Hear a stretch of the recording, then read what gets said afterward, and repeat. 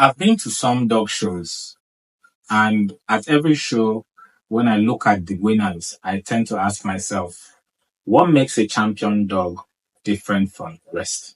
How come that particular dog is chosen? And in doing so, I've spoken to some judges, I've spoken to some breeders, I've spoken to some handlers, trying to understand what makes a champion dog different from the rest. And I'll tell you what they've all answered me.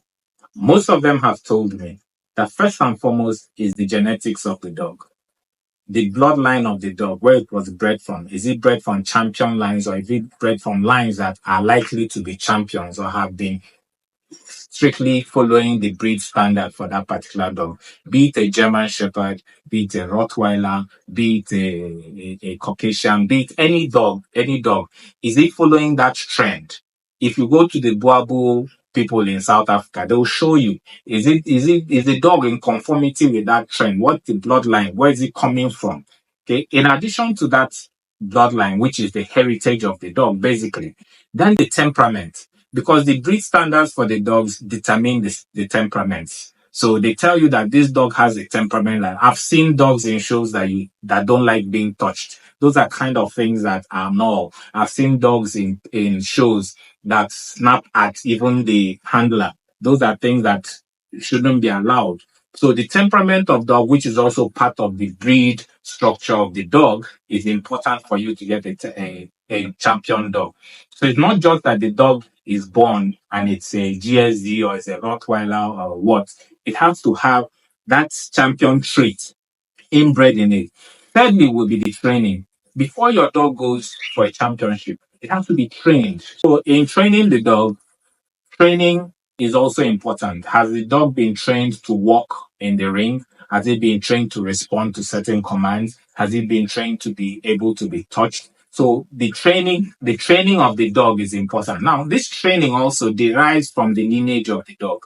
So if a dog comes from a good lineage, good genetics, good temperament, in accordance with the breed standard, the chances of it being better trained is okay. It's going to achieve those things. If the dog also in part of the training has done maybe regional shows, maybe state shows, before it comes to a national show, the dog is already trained to go around that ring, to stand when it's supposed to stand, to be able to be stacked when it has to be stacked, to respond to an external person who is a judge touching it without it being aggressive. So those things are very critical. But finally, you may have a good dog and then you don't have a good handler in the ring.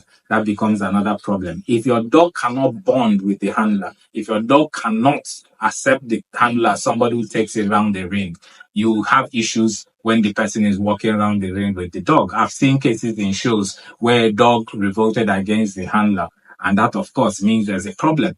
So all those things, from those who have done shows, those who have observed, talking to breeders, talking to handlers, talking to trainers, talking to those who have won figures and those who have won IGP shows, they tend to give me this same points that I have made. These are the things to look out for. So you look for the genetics, you look for the temperament, you look for the training, and you look for a good handler. Those things distinguish your dog from the rest of the dogs, and your chances of your dog being a champion is there. And also, remember, take your dog to as many shows as possible if you want to be a show champion dog owner. It has to go to shows, to be used to shows, and people need to be used to seeing your dog. So keeping your dog in your house alone will not make it a champion, but taking it to various shows and showing off your dog will. Thank you.